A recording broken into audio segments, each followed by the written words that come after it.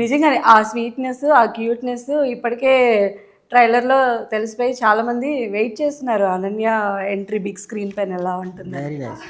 So అయితే ఈ మూవీలో సాంగ్స్ కూడా చాలా బాగున్నాయి రాకేష్ గారు. చాలా అంటే ఈ రణగొణ ధ్వనులు కాకుండా చాలా నిదానత్వంతో స్మూదీగా ఉంది. ఇది క్రెడిట్ అంతా చరణ్ అర్జున్ గారికేనండి. ఫస్ట్ పాట గోరెటెంకన రాశారు, మను గారు, కల్పన గారు, చరణ్ అర్జున్ పాడారు.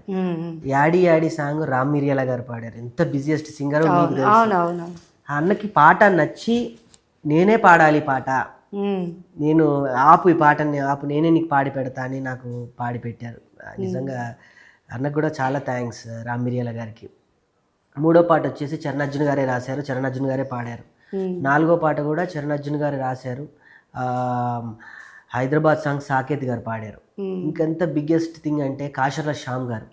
ఇప్పుడు ఆయనను పట్టుకోవాలి అంటే హైలీ ఇంపాసిబుల్. పెద్ద పెద్ద అనిల్ రాయపూడి గారు, పెద్ద పెద్ద బోయపాటి గారు, వాళ్ళందరి కాంపౌండ్లో కూర్చొని పాట రాసే వ్యక్తి పాపం నా కోసం ఈ యాడి యాడి అనే సాంగ్ని మరి అంటే ఎన్నో సంవత్సరాల పరిచయం, అందరూ ఒకే ఊరు ఒకే దగ్గర నుంచి వచ్చామన్న ప్రేమ, నేను చేసుకుంటున్న సినిమా అనేది కానీ అన్ని పక్కన పెడితే ఆయనకున్న కెరియర్ ఎవరు త్యాగం చేయరండి. టైం ఎవరు వాళ్ళ అన్నతో పోల్చుకుంటే పెద్ద పెద్ద వాళ్ళు ఉన్నారు. నేను అడగగానే ఆయన నీకు చేయాలి రాయాలి అని వచ్చి ఇదందరూ నా కోసం అనుకుని వచ్చి చేసిన ప్రయత్నమే తప్ప, లేకపోతే ఇప్పటికీ కృష్ణానగర్లో ఎంతమంది సినిమా చేయాలి ఇంకా డ్రీమ్స్గా ఉన్న వాళ్ళు చాలామంది నా ఫ్రెండ్సే ఉన్నారు. ఇంకా 15 సంవత్సరాల నుంచి రేపు వస్తుంది ఎల్లుండి వస్తుంది, ఒక్క డైరెక్షన్ చేయాలి, ఒక్క అవకాశం రావాలి అని.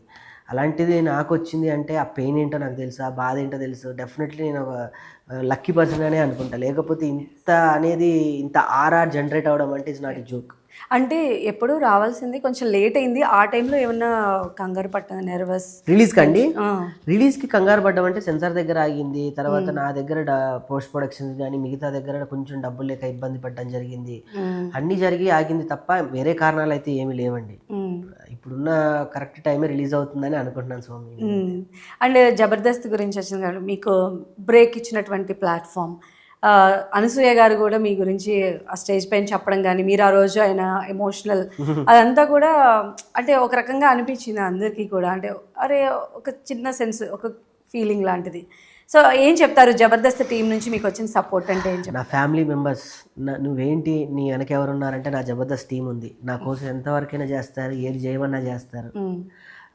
ఆ ప్రేమ ఎప్పుడు జబర్దస్త్లో అందరికైనా చిన్న ఆర్టిస్ట్ని, ఎందుకంటే అక్కడే పెరిగాను నేను. చిన్నపిల్లల ఇదితో ధనరాజ్ గారి దగ్గర ఉన్నప్పటి నుంచి చిన్న చిన్న వచ్చి టీమ్ లీడర్గా అయ్యి, టీమ్ లీడర్ తర్వాత ఈవెంట్స్ చేస్తూ అలా వాళ్ళ ముందే ఎదిగిన బిడ్డను కాబట్టి డెఫినెట్లీ నాకు అందరి సపోర్ట్ ఉంది. రేపు ప్రీ రిలీజ్ ఈవెంట్కి కూడా అందరు వస్తున్నారు. ఓకే.